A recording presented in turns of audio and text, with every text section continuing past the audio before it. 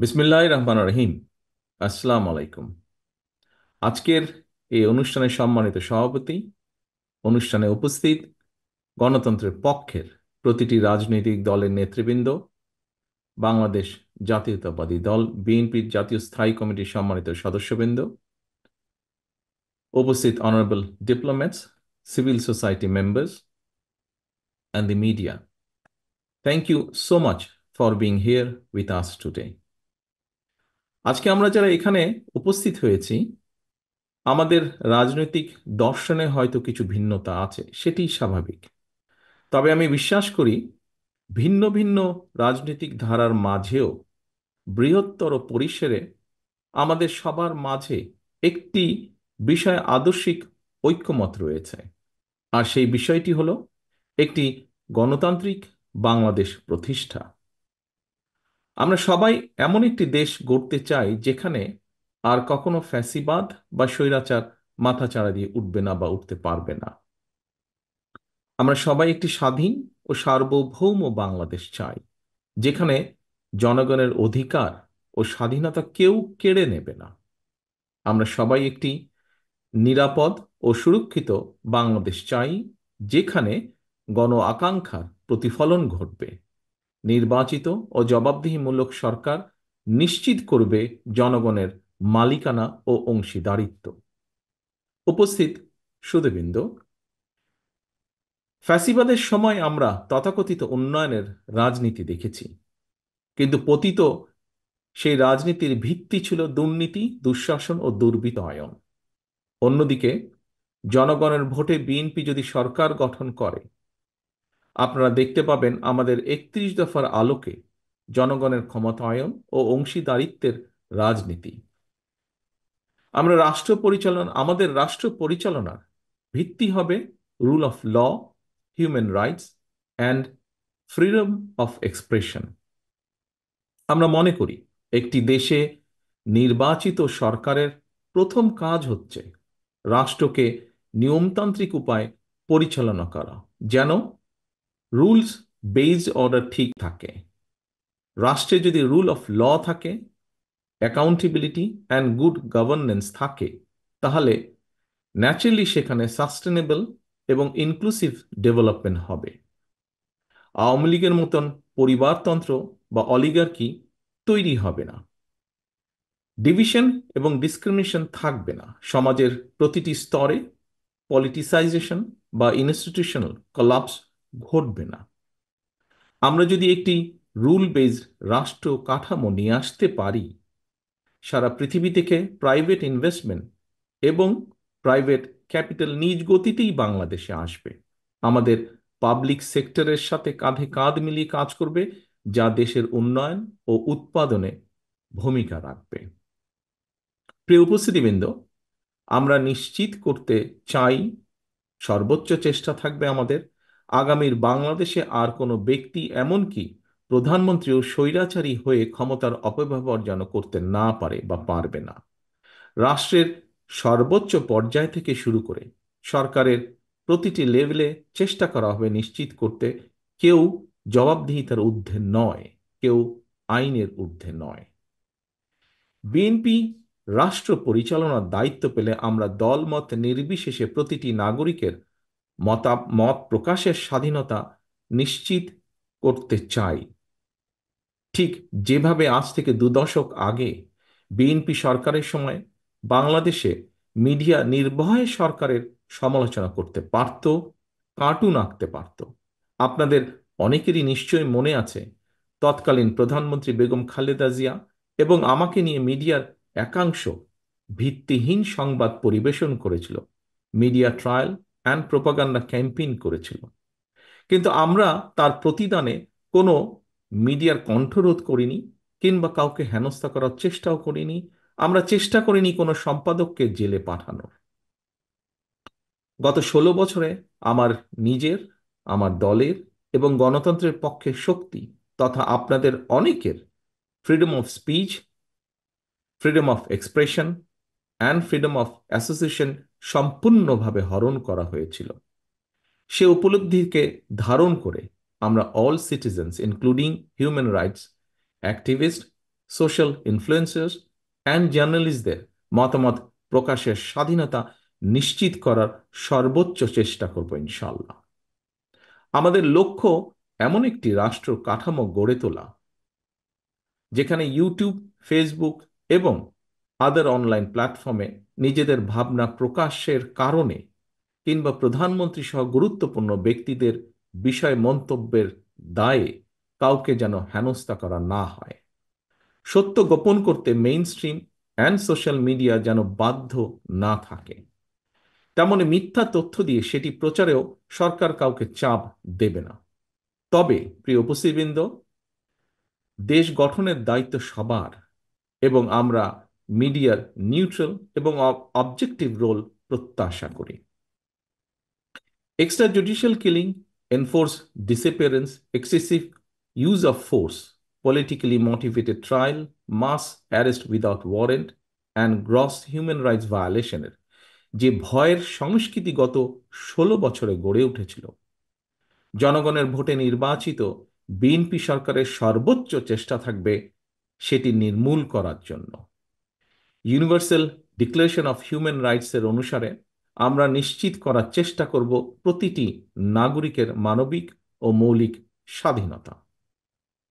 উপস্থিত সম্মানিত সুধীবৃন্দ, ক্ষমতার পরিবর্তন মানে কেবল একটি দল থেকে অন্য দলের কাছে রাষ্ট্রের ক্ষমতা হস্তান্তর নয়, বরং ক্ষমতার পালাবদলে এমন একটি রাজনৈতিক সংস্কৃতির সূচনা হওয়া উচিত যেখানে সমাজের পরিবর্তিত অবস্থা ও জনগণের আকাঙ্ক্ষার প্রতিফলন থাকবে বা দেখা যাবে।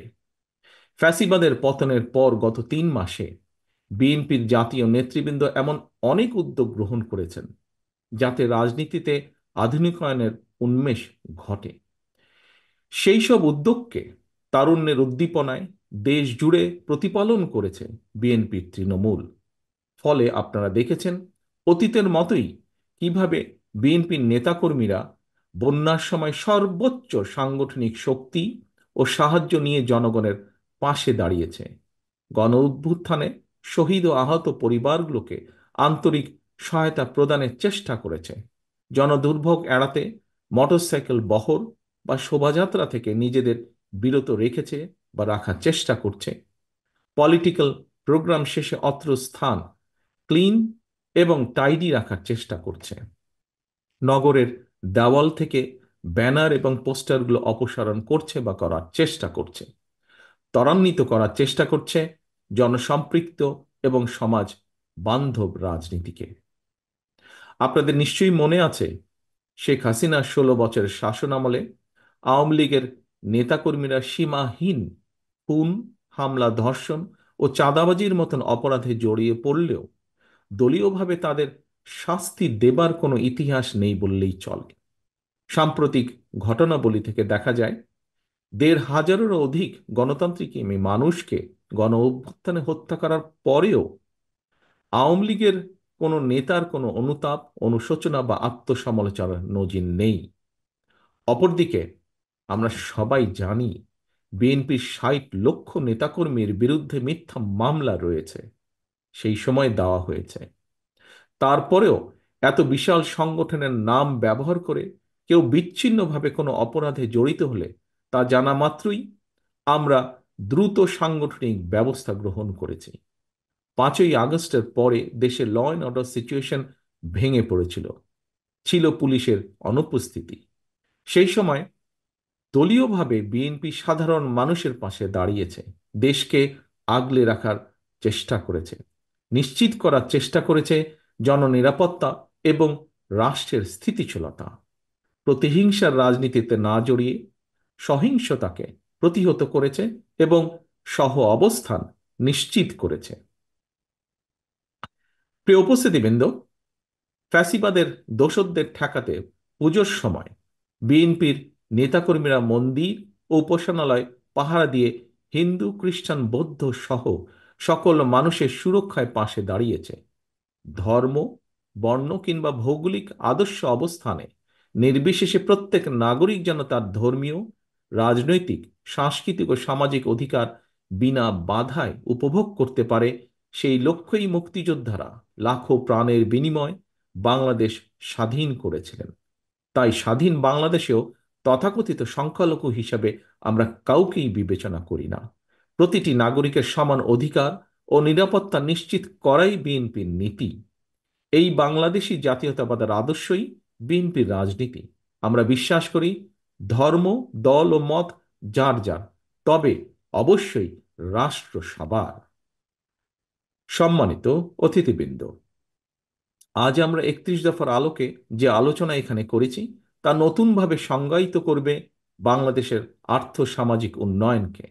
আকাঙ্ক্ষার আলো দেখাবে পরিবর্তনকামী গণমানুষকে।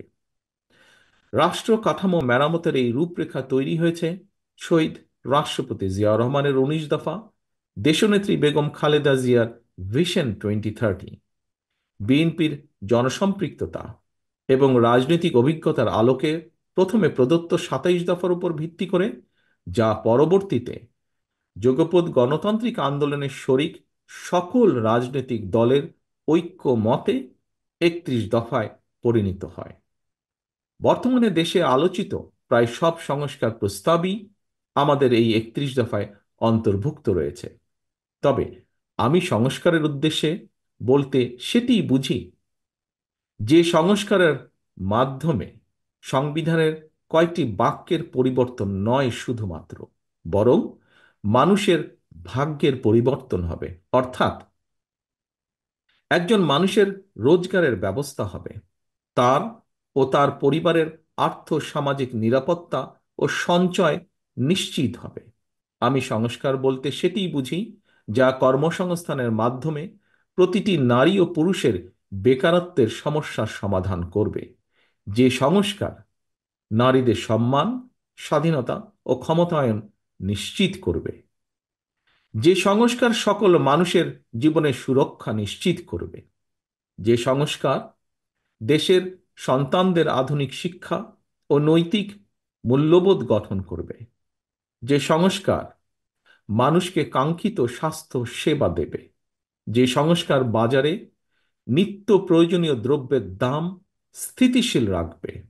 আমি সংস্কার বলতে সেটিই বুঝি যা কৃষক, শ্রমিক সহ সকল কর্মজীবী মেহনতি মানুষের ন্যায্য ও প্রাপ্য মজুরি নিশ্চিত করবে।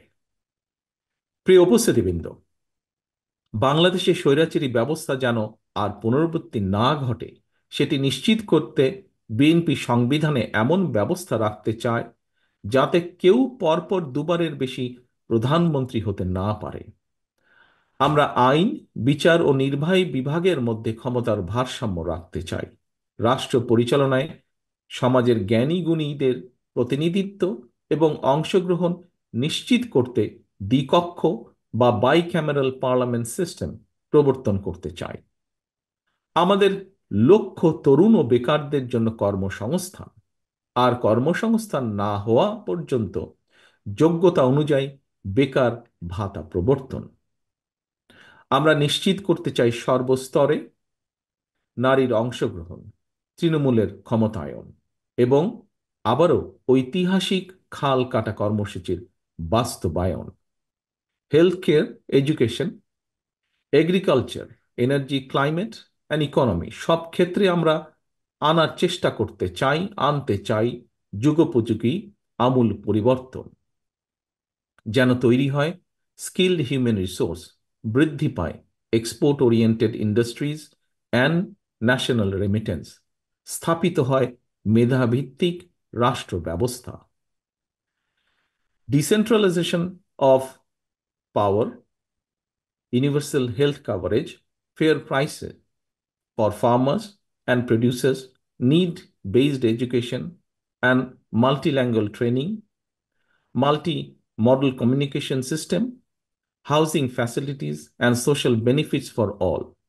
এই পরিবর্তনগুলো ধর্ম, বর্ণ, গোত্র, গোষ্ঠী, সমতল পাহাড়ি নির্বিশেষে সুষম ও সম অধিকারে আধুনিক বাংলাদেশ নির্মাণে একটি ঐক্যমতের ভিশন বলে আমরা মনে করি।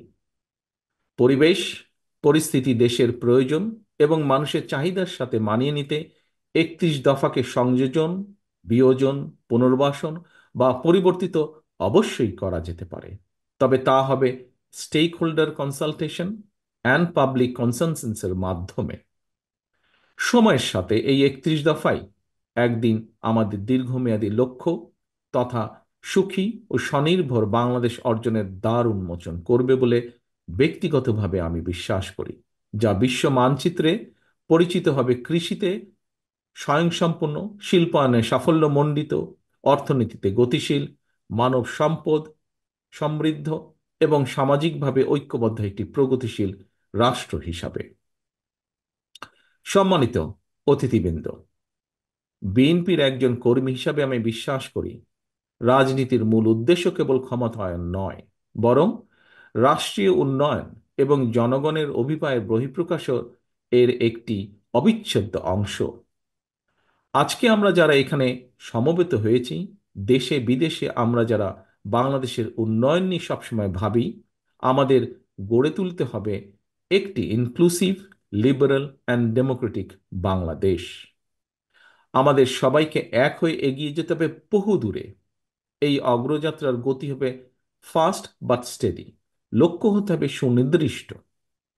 জাতীয় ঐতিহ্য ও অতীতের ভালো অর্জনগুলোকে ধারণ করে আমাদের চেতনা এবং দায়বদ্ধতাকে হতে হবে ভবিষ্যৎমুখী। গণতান্ত্রিক ধারার রাষ্ট্র পরিচালনায় আবদ্ধ থাকলে চলবে না। শুধু আমাদের উৎসাহ দিতে হবে আধুনিকতাকে, বরণ করে নিতে হবে অভিনবত্বকে, সামনের দিকে দৃষ্টিপাত করে আলিঙ্গন করে নিতে হবে সমাজের বিভিন্ন শ্রেণী পেশা মানুষের চিন্তাধারাকে, যা পরবর্তীতে পরিবর্তন করবে রাজনৈতিক সংস্কৃতিকেও। আপনাদের সকলকে আমার বক্তব্য ধৈর্য সহকারে শোনার জন্য ধন্যবাদ জানিয়ে পরিশেষে আমি বলতে চাই, গত 16 বছর ধরে এবং জুলাই আগস্টের অভ্যুত্থানে যারা ফ্যাসিবাদ বিরোধী আন্দোলনে সম্পৃক্ত ছিলেন, গণতন্ত্রের পক্ষের প্রতিটি ব্যক্তি, দল, সংগঠন ও গোষ্ঠী তাদের সকলের আত্মত্যাগের যথাযথ স্বীকৃতি দিয়ে প্রতিটি শ্রেণী পেশার মানুষের অংশগ্রহণমূলককে সম্মান জানিয়ে লুণ্ঠিত ভোটের অধিকার ফিরিয়ে এনে এবং জনগণের ম্যান্ডেট নিয়ে একটি সত্যিকার গণতান্ত্রিক বাংলাদেশ প্রতিষ্ঠা করাই আমাদের সমন্বিত অগ্রাধিকার। আপনাদের সকলের সুস্থতা কামনা করে আমার বক্তব্য শেষ করছি। আল্লাহ হাফেজ। বাংলাদেশ জিন্দাবাদ। বাংলাদেশ জাতীয়তাবাদী দল জিন্দাবাদ।